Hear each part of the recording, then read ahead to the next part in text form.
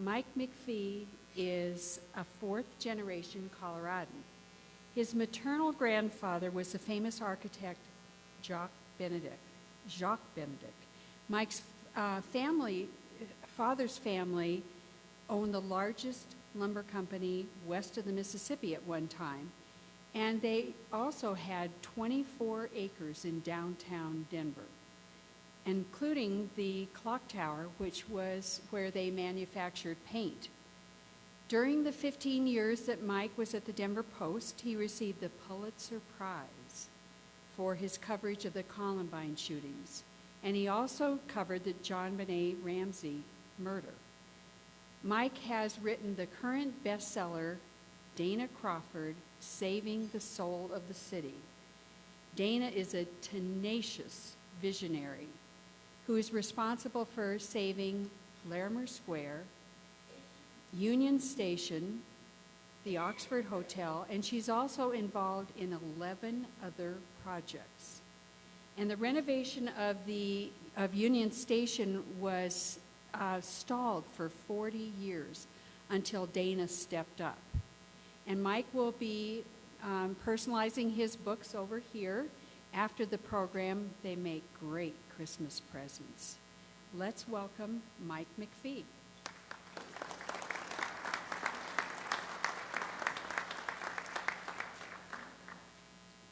Thank you, Millie.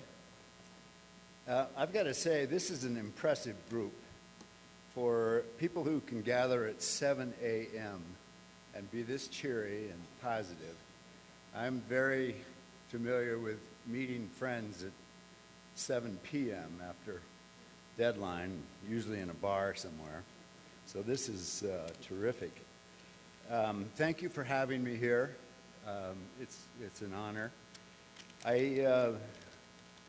I spent 15 years at the Denver Post, and toward the end of my time there, I got to know Dana Crawford very well. Let me just ask, I'm going to step out of the light. How many people here have been in Denver for a substantial time and know about the development of Larimer Square? So most of you, yeah. Okay, it helps me to know how much to explain of the background on that. So I went to Dana in about 2009 and suggested a book. And she said, no. Her mother raised her that a woman was in the media only 3 times in your life: birth, marriage, and death.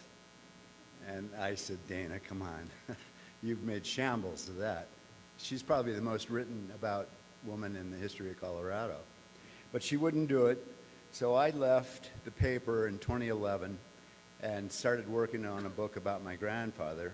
9 months into that, Dana called me and said, are you still interested in the book? And I said, of course. So I set aside grandfather, and 3.5 years later, we have the biography of Dana.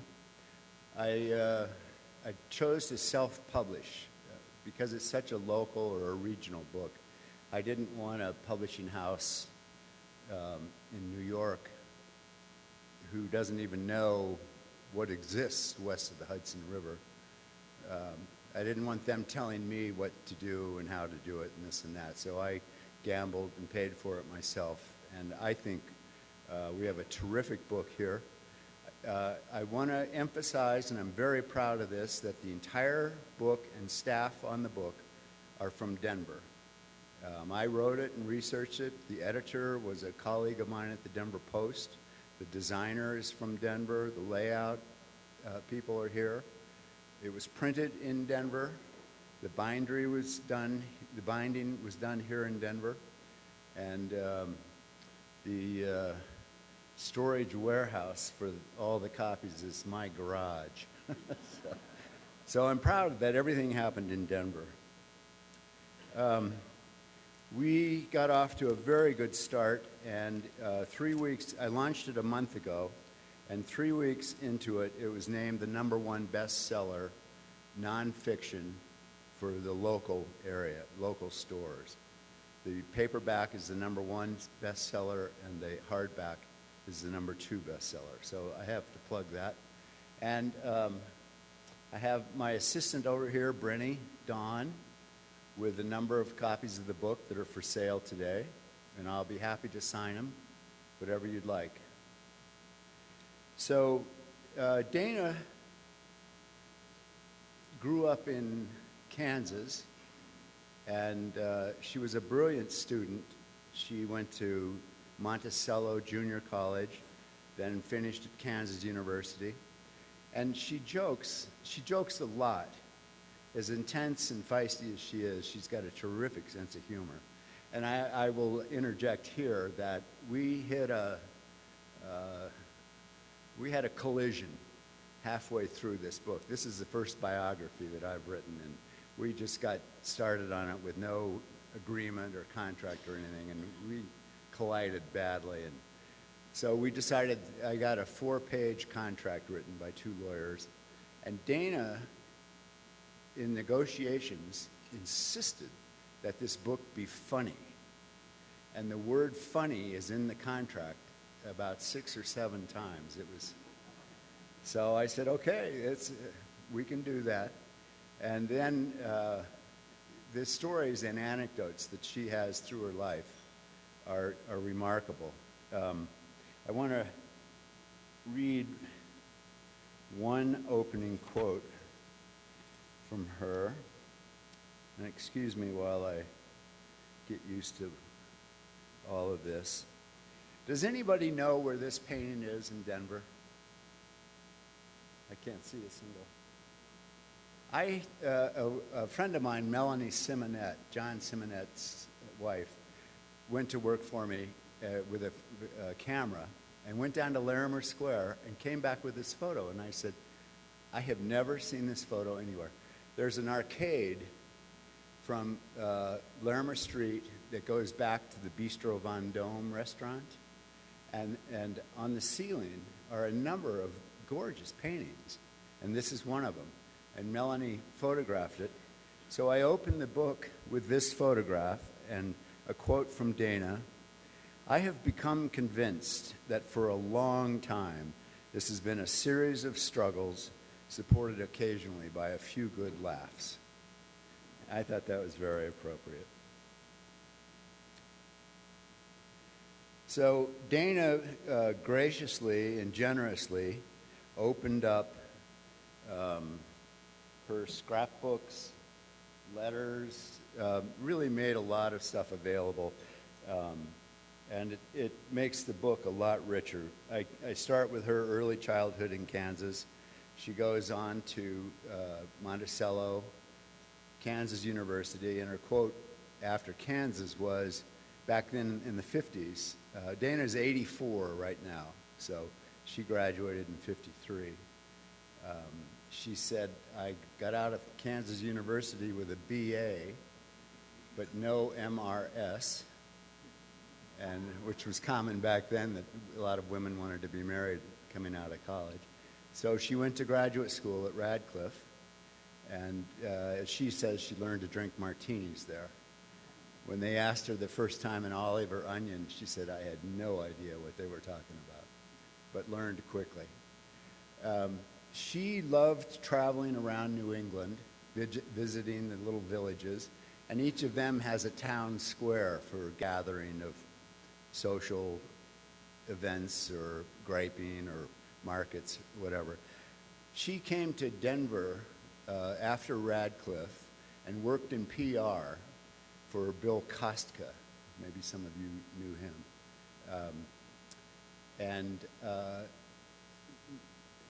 Realized early on that Denver really didn't have any gathering place. And that stayed in the back of her mind for 10 years as she worked for Kostka. Her first big client was William Zeckendorf, the blustery developer from New York. I call him the original Donald Trump. He came out. There was the one thing that I explain a lot in the book is the mood of the country after the Depression and World War II was there had been no maintenance, no upgrading of so many buildings, and a lot of new technology had been developed. Elevators had become a lot more reliable, and they had figured out good ways of getting hot water up to the top floors. So there was a big push to push over these old buildings and build new. Zeckendorf took advantage of this. He bought up the slaughterhouses in Midtown Manhattan and eventually turned them over to the Rockefeller family, which donated them, and they became the United Nations Plaza.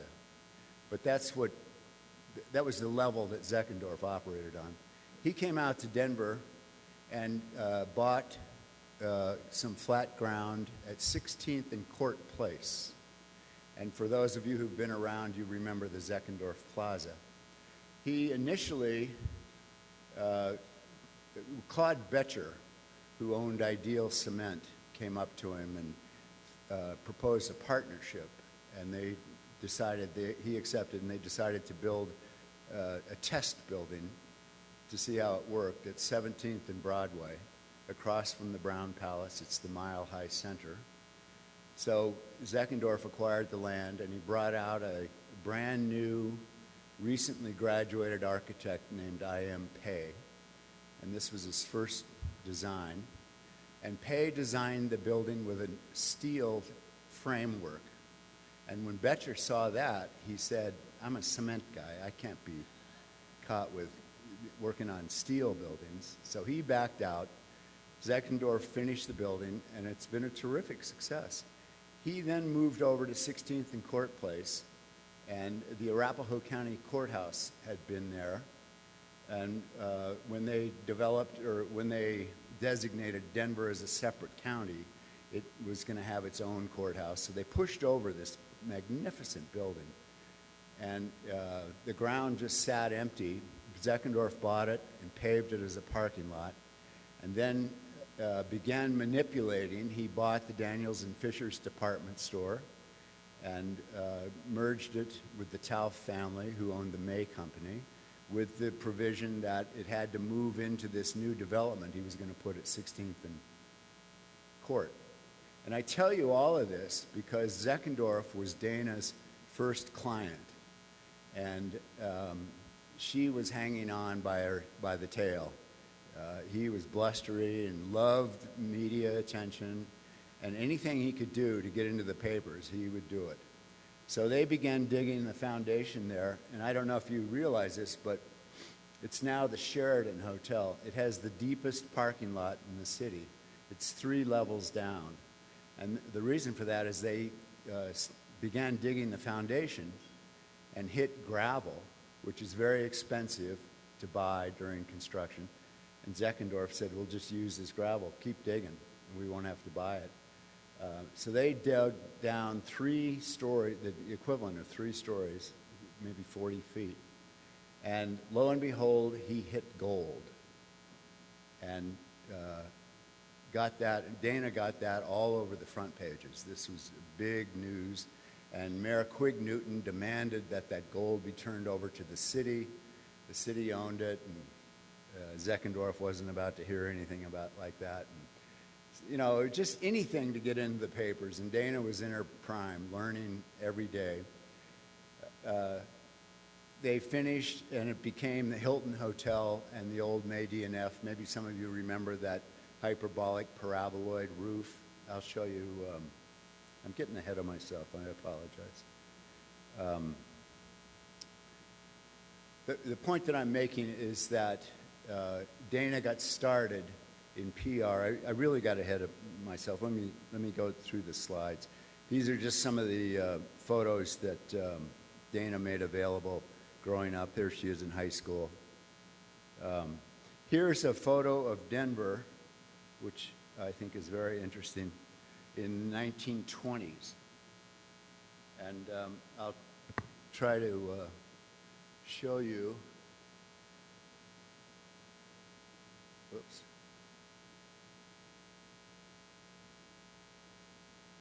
This is the original City Hall for Denver. It was built at 14th and Larimer. This is Larimer Street, running along here. These are the rooftops of what would become Larimer Square. And the bell in this belfry is now mounted permanently as a monument at 14th and Larimer. This is the original Spear Boulevard Viaduct. This is the Acme building. This is Cherry Creek. So it'll give you a feel for what Denver looked like. You'll recognize some of these buildings. They still stand in Larimer Square.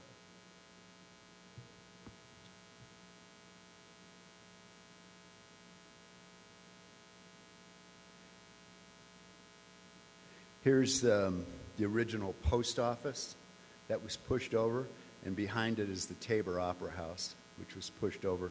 They're both on 16th Street. And now I'm catching back up. Here's the foundation that they dug for Zeckendorf Plaza. This is that hyperbolic paraboloid roof. This is the May DNF. And this was to be the Hilton Hotel, where they struck gold in this hole down here. And all of this is now the Sheraton Hotel. You'll recognize that. So Dana had her hands full with Zeckendorf and learning PR and meeting reporters and editors and learning how things get into the paper, how things get done. But she always had this passion to develop some gathering place. She began driving around down around Larimer Street and below, which in the 60s, if you can imagine, really was Skid Row. It was a terrible place. Jack Kerouac wrote about it on the road, about how rough it was, and the doorways were filled with bombs. Oh, I'm sorry. Here's the finished Zeckendorf Plaza. Dana began, in 1963, she began driving around looking for some place that she could create a gathering place. And she settled on the 1400 block of Larimer. And she did not have preservation in mind. She just wanted a gathering place. But this slide shows you how rough Larimer Street was. There was a beat cop down there named Swede Schalbrack. And he had some questionable tactics on keeping the streets clean and safe. His method was if a bartender overserved a guy where he was just gone, inebriated, they'd throw him out on the street. Swede would come around and grab the guy and throw him back in the bar and tell the bartender, "You caused the problem, you take care of it, not on my streets." And here you can see him pouring out a bottle of booze to the consternation of this cowboy behind him. So that was the world that Dana entered in 1963.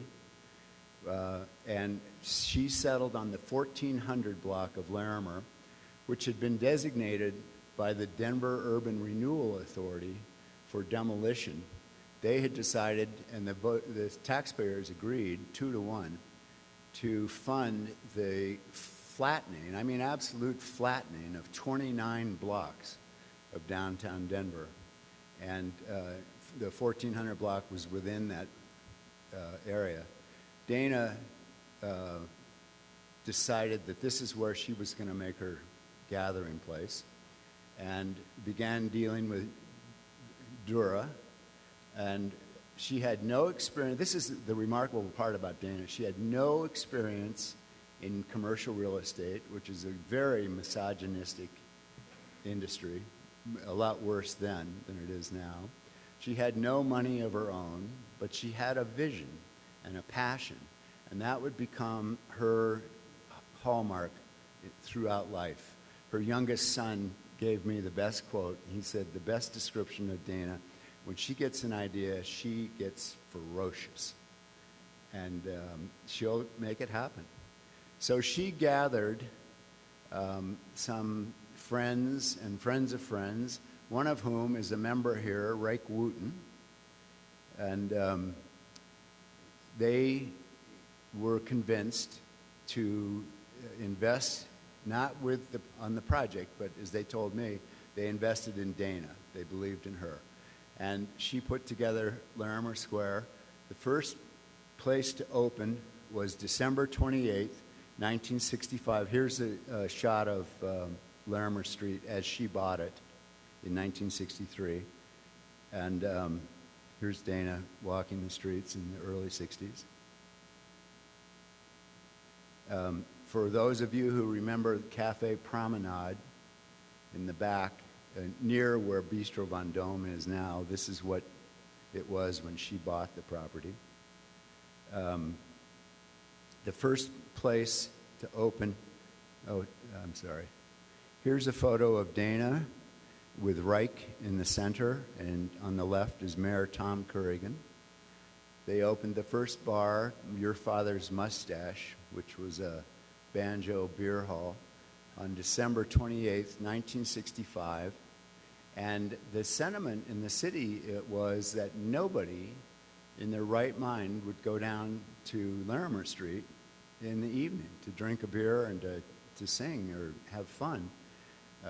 Dana believed in her project, and when Your Father's Mustache opened that night, a line formed and went all the way down to 15th Street, around the corner down to Market Street. People were dying to get in there, and it was a huge success. She began piecemealing restaurants and shops, trying to put the thing together with virtually no money, and relying heavily on rents as tenants moved in. It was a difficult time because a lot of the tenants were first-time business owners, and some of their businesses weren't making it, and Dana was in the precarious position of leaning on them for back due rent. And it became such a problem that the papers dubbed her the Dragon Lady for her tactics in collecting back rent. But it's a great part of the book where she explains. She said, I had this project that I had to pay for. I needed the rent. It wasn't that she was putting it in her pocket. It was a real problem, and she was tenacious, and she stayed with it, and she had to treat a few people roughly, and the papers jumped all over that. It was a real struggle for her to get it moving, but she stayed with it, and 50 years later, today, it's one of Denver's top destinations. In about 1960, she met John Crawford, who was a geologist, and they loved to ski together and got along well. They married and had 4 boys in 5 years. And this is why, during Dana's organizing Larimer Square, she said at any one time she had 3 kids in diapers at the same time. John had a very good business going, but Dana kind of crushes boundaries. If you're near her, she'll pull you in and say, hey, just do this one little thing for me, will you? And she just gathers people and doesn't worry about what's correct or not. And John was tapped a number of times and began working more and more down in Larimer Square, eventually moved his office down there, and finally quit geology and went to work with Dana and became kind of the finance guy for long-term financing of the construction. He was a wonderful guy, but he dropped dead of a heart attack in 1985. So that's 30 years ago. Dana never remarried. She continued raising the 4 boys on her own, and they're all doing marvelously now. Here's the cover of the Denver Post Contemporary magazine with a photo of John and the boys. They owned a house at 629 Humboldt, and when the 4th boy arrived, they realized they had to move on. They bought a house at 685 Emerson, a 10,000 square foot rooming house.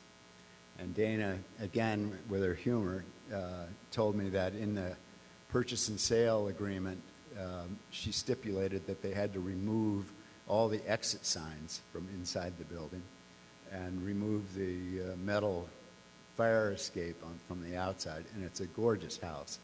And she finished raising her family there. I just threw this in. This is just what's been happening serendipitously. I went over to the salad bar at Whole Foods 2 weeks ago, And I looked up and I said, who is this woman? I know, and I just blurted out, Marilyn? And she looked up and shook my hand. This is Marilyn Vanderburg, who grew up in Denver and became the first Miss America from Colorado. She married a very successful lawyer, Larry Atler, who came into Larimer Square in the late 60s and started the old Bratskeller, which was a terrific restaurant down in the basement with fireplaces and German beer.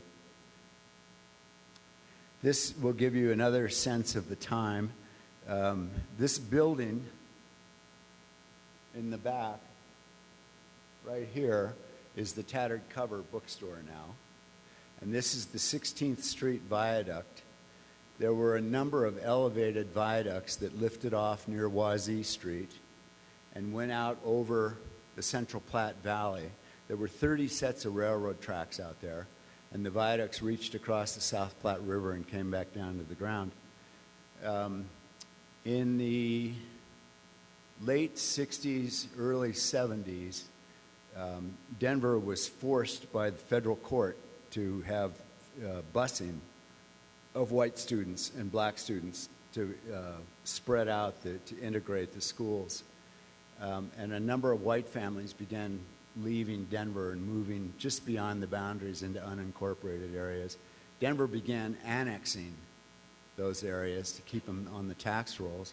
Frida Poundstone, some of you will remember this, wrote the Poundstone Amendment to the Constitution, which prohibited Denver from annexing any property outside of its boundaries that wasn't approved by the taxpayers who were about to be annexed. And it virtually stopped the growth of Denver. The only annexation that's occurred since then was for DIA, and the residents of Adams County agreed to bring the airport out into their area for jobs and economic growth.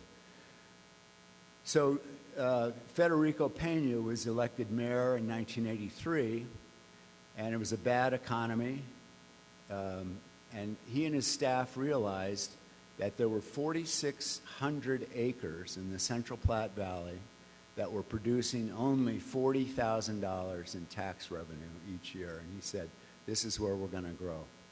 So he negotiated with the railroads to eliminate the tracks, reduce 30 sets of tracks down to 2, and he began removing all of these viaducts. Clinton tapped him to go to Washington to become Secretary of Transportation. Wellington Webb came in, succeeding him, and finished the job. And that was the genesis of, oh, wow, I'm talking too long. That was the genesis of what we see now behind Union Station. Dana, meantime, bought the Oxford Hotel, which dragged her into Chapter 11 twice. It was a rough go. She became nationally known as a preservationist, brought loft living to Lodo, which transformed the area below Larimer Street, and always had her eye on Union Station. Here is a photo of the Acme building. This is the old Spear Boulevard leaving from Wazee. Webb created fast tracks with Union Station as a transportation hub. Once that was approved, real estate value in lower downtown boomed. Dana put together a team that fought fiercely to get the right to renovate Union Station. They put together a finance group, a design group, and I think they've done a beautiful job in bringing back a train station that was destined to be pushed over. It was owned privately by Pat Brough and Phil Anschutz. They wanted to build 2 50-story office towers there, and they were going to push it over. Here's a photo. You may recognize the guy on the left, John Hickenlooper, our governor. This is in 1985 when he bought a building at 18th and Wine Coop and started the Wine Coop Brewery. Here's an idea of how much we lost in our heritage, architectural heritage. This was the Moffett Mansion, a 42-room beauty at 8th and Grant that was pushed over and replaced by a nondescript 5-story office building.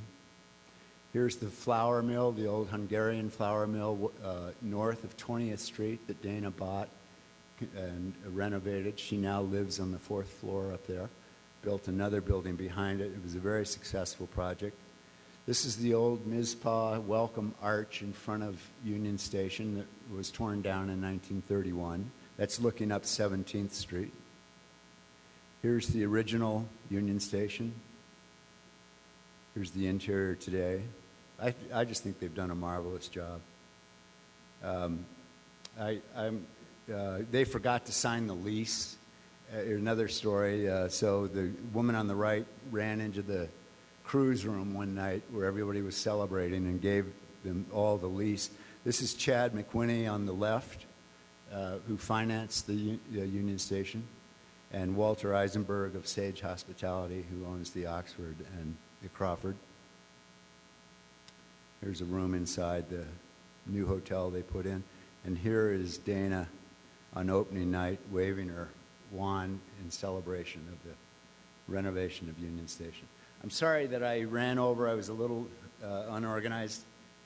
We do have some time for just a couple of questions. Okay. I can't see anything, but I'd be happy to take some questions. Anybody? Dana couldn't make it today. Can you tell us where she is? Dana couldn't make it. Where is she? Her schedule is unbelievable. At 84 years old, she has 11 projects on her desk. I have no idea where she is this morning. But again, her legacy that I wrote in the book isn't any one building. Her legacy is her vision of the future. It's unbelievable. And her big project that she's working on right now, maybe some of you know about the Argo gold mine up in Idaho Springs. As you drive up into the mountains, it's off to the right. She's acquired control of the Argo mill, and they're going to build an educational-based operation in the mill. And she wants to build an Italian mountainside village on the hillside above the Argo, which I think is a terrific idea if it can be done, but she's fearless at 84 years old. So thank you very much for having me down here. Thanks, Mike. I've got a quick gift for you here, too. Thank you, Mike. With all of our speakers, one of the things we like to do is to remind you that one of the great projects of Rotary International is to end polio. And so in your honor, we're going to be giving a donation to Rotary International and End Polio Now, which will be matched 2-to-1 by the Bill and Melinda Gates Foundation, and it will inoculate 150 children against polio. So thank you for being here today. Phenomenal. I think you really belong to a terrific group, a terrific organization. It's very impressive. Thank you for that gift. Thank you.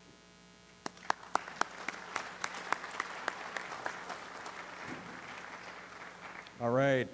Next week, we will be back here for our lunch program, and our speaker will be Maria Trujillo.